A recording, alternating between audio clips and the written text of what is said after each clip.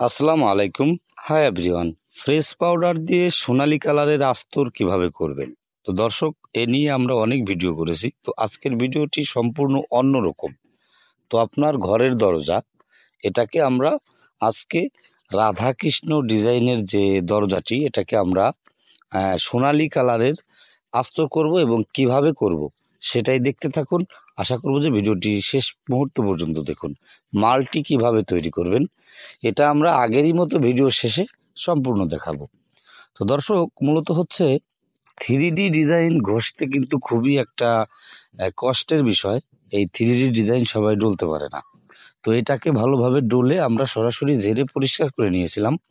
তার পরবর্তীতে আমরা সরাসরি পোস্ট শুরু করে দিলাম।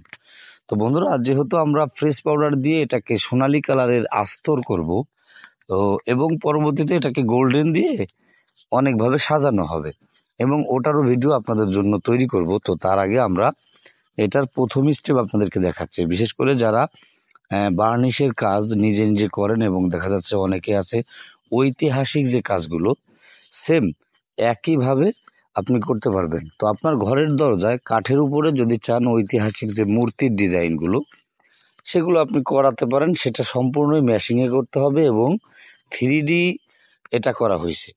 তো স্ক্রিনে দেখুন, এটা যে ডিজাইন, হ্যাঁ, এটা কিন্তু সম্পূর্ণ ম্যাশিংয়ে করা, ঠিক আছে। এবং এটাকে রাধাকৃষ্ণ যে ডিজাইনটা, সেই ডিজাইনটা এই দরজার উপরে এই সিনটা করা হয়েছে ঐতিহাসিক।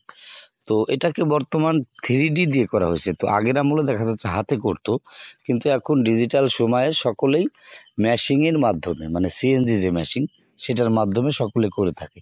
তো যাই হোক, বিশেষ করে 3D দিয়ে যদি কাজ করে থাকেন, তাহলে আপনার যে কোনো, এটা খাটেরই হোক প্লাস আপনার ফ্ল্যাশ পাল্লা এবং দরজাতে সেম প্রসেসে আপনি ভালোভাবে স্পষ্টলি ক্লিয়ার সেই মূর্তির ছবি আপনি দিতে পারবেন এবং যে ডিজাইন চান সেম একই ডিজাইন কিন্তু 3Dর মাধ্যমে করা যায়।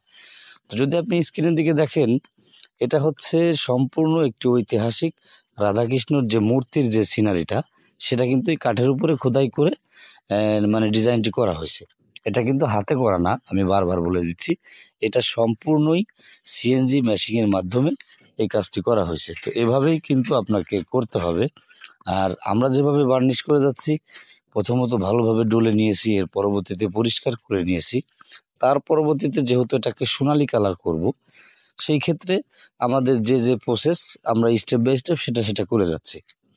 তো শুকনো করে সেম বার্নিশের কাজ যেভাবে করার নিয়ম, সেম একইভাবে আপনি দরজাতেও করবেন। তাতে করে আপনার ন্যাচারাল এবং ঝকঝকা হবে। তো আমরা আজকের ভিডিওতে শুধুমাত্র আস্তর, মানে সোনালী কালারের আস্তর আপনি কি দিয়ে বানাবেন সেটাই দেখাবো। তো এই যে ব্যাক সাইডে কিন্তু সম্পূর্ণ প্লেন, হ্যাঁ, এখানে কোনো রকম কোনো খোদাই নেই, এটা হচ্ছে পিছনের সাইড। তো এবং আপনার কাঠ ভালো হতে হবে, এটা কিন্তু মেহগনি কাঠের দরজা, পাক্কা 2 ইঞ্চি প্লাস, ঠিক আছে। তো এটাকে আমরা এই ডলে ডলে শুকনো শুকনো করে প্রথম কোট ব্যবহার করলাম। তো এভাবে আপনাকে করতে হবে। তো আরও একটা দরজা রয়েছে, সেটাতেও অলরেডি মানে মূর্তির সিন দেওয়া রয়েছে। এই যে লক্ষ্য করুন স্ক্রিনের দিকে, এটাও হচ্ছে সম্পূর্ণ মূর্তির সিন দেওয়া। তো এটাতেও আমরা সেম একই প্রসেসে কাজ করে যাচ্ছি। এই দুটো দরজাতে আমরা আজকে আস্তর করব এবং এটাকে সম্পূর্ণ সোনালী কালারে রূপান্তর করব। তো ফার্স্টে যদি আপনি আস্তরে ভুল করেন, পরবর্তীতে আপনার সোনালী কালারের মানে বার্নিশ করতে কষ্ট হবে। এই জন্য শুরু থেকে যদি আপনার ভুল ভাল না হয়, তো তাহলে আপনার কোনো জায়গায় কোনো ভুল হবে না। তো এই জন্য আপনাকে এভাবে ডলে ডলে ব্যবহার করতে হবে এবং দ্বিতীয় কোট একইভাবে আপনাকে বিরাস ব্যবহার করতে হবে। তো এটারও কিন্তু সম্পূর্ণ মূর্তি আকার রয়েছে। তো শুধু তাই নয়, এটার ভিতরে আপনাকে ডলে ডলে, মানে সেম শুকনো করে ডলে ডলে আপনাকে ব্যবহার করতে হবে।